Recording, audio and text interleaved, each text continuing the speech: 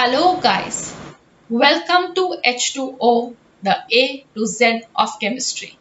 I am Dr. Ritu Johar, your educator for this course, Some Basic Concepts of Chemistry.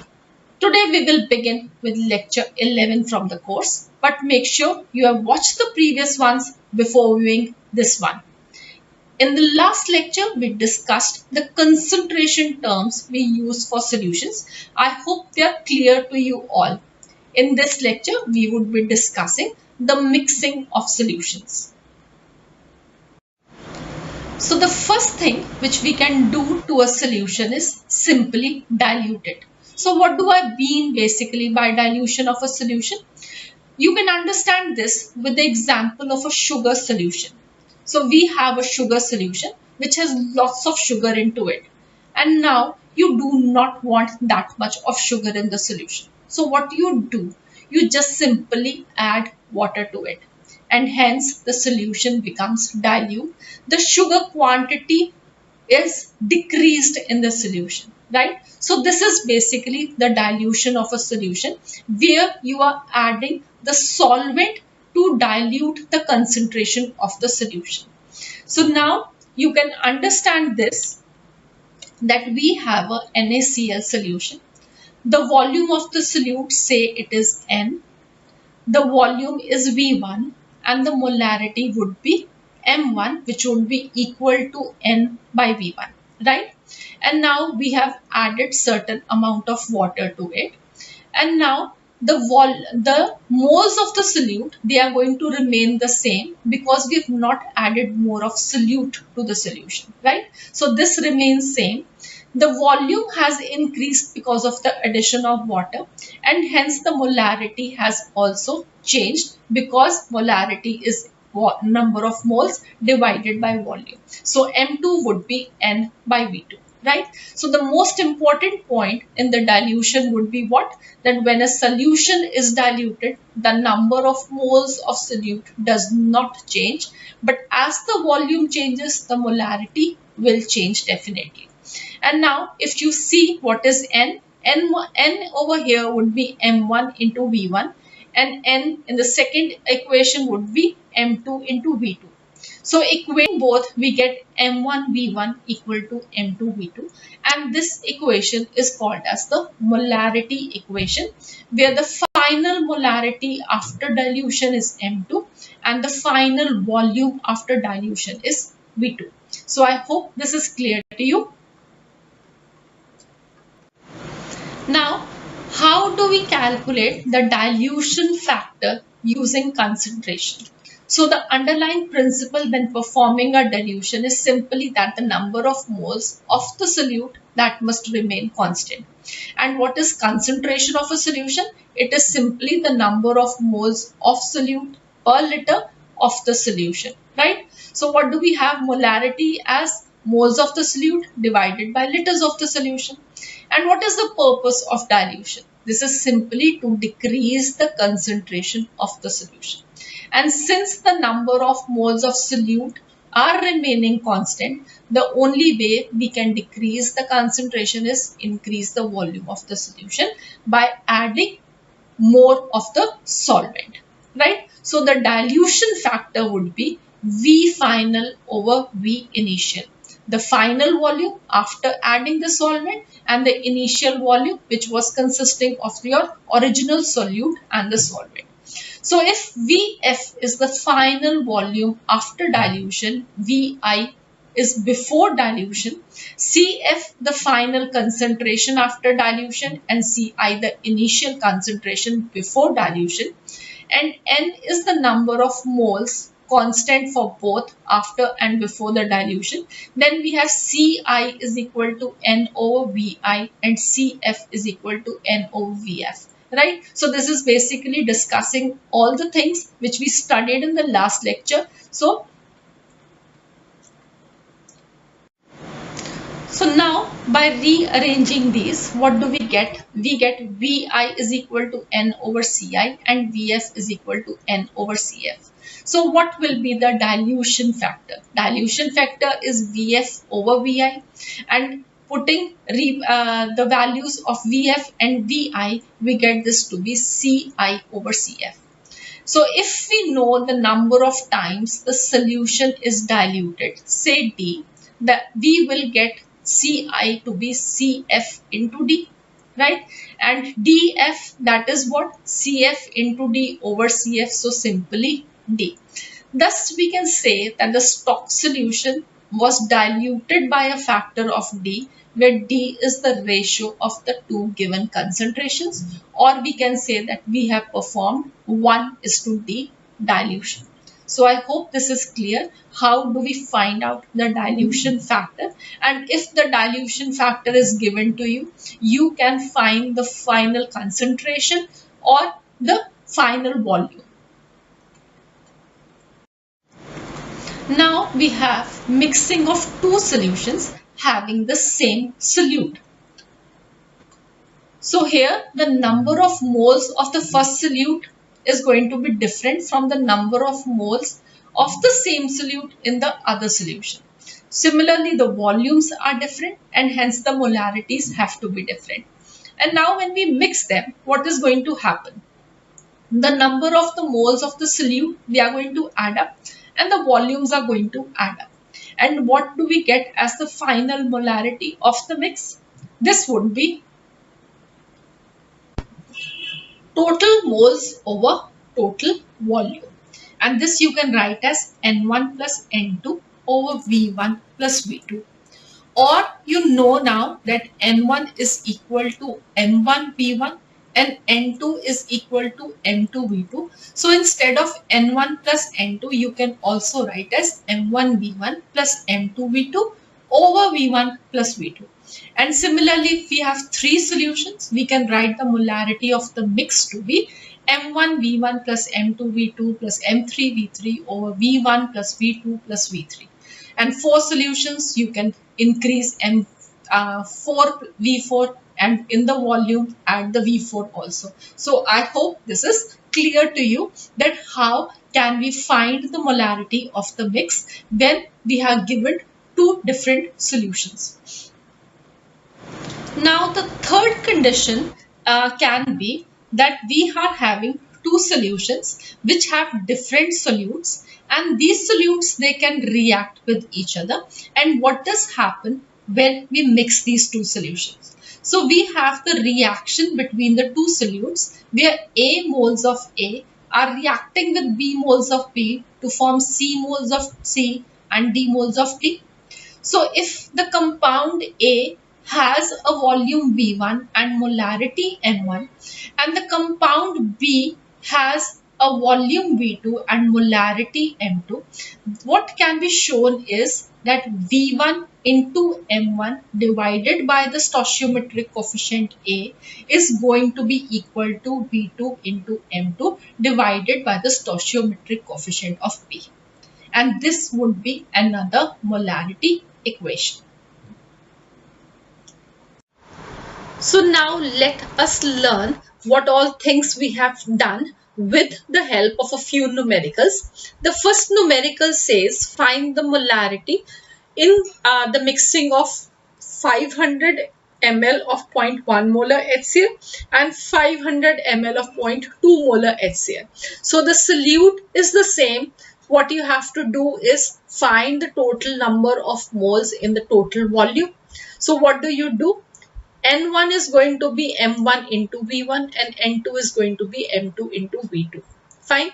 So we have 500 divided by 1000 because it is going to be in liters. Multiply by 0.1 plus 500 divided by 1000 into 0.2.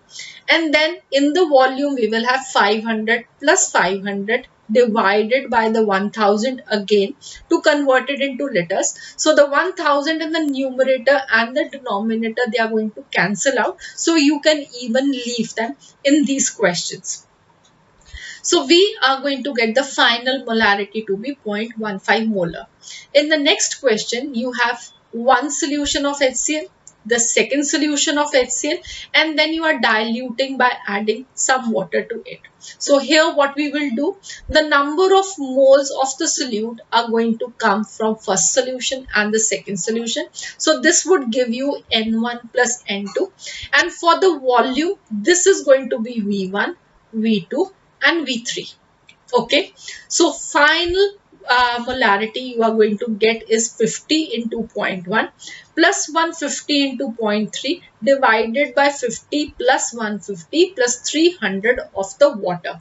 This you are going to get as 0.1 molar. The next question we have 4.9 grams of H2SO4, 250 ml of water and 250 ml of 0.1 molar H2SO4. So where are the solutes coming from? We are having 4.9 gram of H2SO4 and then you have 0.1 molar H2SO4. So from here you have to find out the number of moles N1 plus N2. So how will you convert this mass into N1? This is going to be divided by the molecular mass. So 4.9 divided by 98 would give us the N1, and for N2 it is going to be 250 divided by 1000 multiplied by 0.1, right? M into V. So this is what you get as the total number of moles of the solute. Now for the volume it is going to be 250 plus 250 divided by 1000. So you are going to get this basically on solving to be 0.15 molar. The second numerical says what volumes of 1 molar and 2 molar H2SO4 solution required to produce 2 liters of 1.75 molar H2SO4 solution, right? So we can assume the volume of 1 molar solution to be X ml. The volume of the second solution, that is the 2 molar solution, is going to be 2 minus the X ml. So this is the total volume of the solution after mixing. So the volume of H2SO4 2 molar is going to be 2 minus the X liter or X liter of the 1 molar solution. So we are going to get 2 minus X liter, the volume of the 2 molar solution. So the moles of H2SO4 is 2 into 1.75, and this would be equal to 1 into X plus 2 minus X into 2. On solving, you are going to get X to be 0.5 liter. So for 1 molar solution, you need 0.5 liter, and for the 2 molar solution, you will need 1.5 liters of the solution. So the next question says that a solution is made by mixing 300 ml 1.5 molar aluminium sulfate, 300 ml of 2 molar calcium sulfate, 400 ml of 3.5 molar calcium chloride, and we have to find the final molarity of sulfate ions, calcium ions and chloride ions, assuming complete dissociation of these compounds.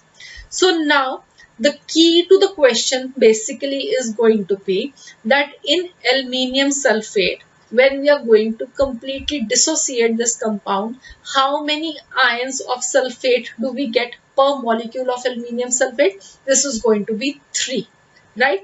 So while we are calculating the number of moles by multiplying M1 into V1, now we will multiply this by 3, okay? So for sulfate, the total moles are going to be 300 into 1.5 into 10 power minus 3, converting the volume to liters, multiply by 3 plus 300 into 2 into 10 power minus 3 for the calcium sulfate. And the total volume is made by all the 3 solutions. So this will be 300 plus 400 into 10 power minus 3. And now in this you can even understand that 10 power minus 3 and 10 power minus 3 in the numerator, this is common. So this will come out, and we have in the denominator also 10 power minus 3. So this is going to cut off. So even if you are not converting for this type of question into liters also, it is going to remain the same. So we get this as to 1.95 molar. Now for calcium ions, this is going to be 300 into 2 plus 400 into 3.5. This is coming from the calcium chloride, and total volume again is 1000. So we get 2 molar.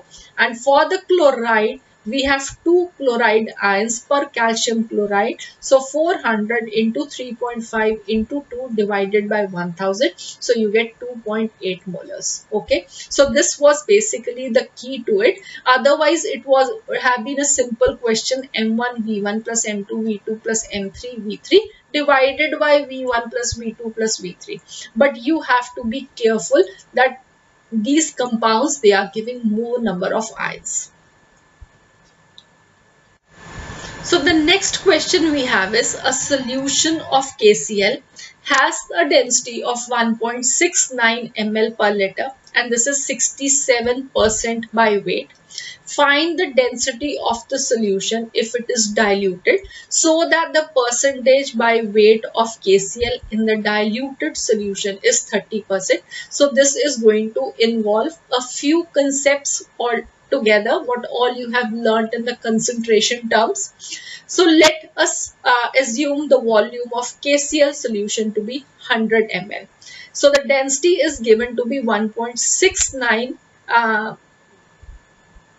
grams per ml. So the weight of the KCl solution is going to be 100 into 1.69, giving 169 grams. Okay, so 100 grams of the solution contains 67 grams of KCl because it is 67% by weight.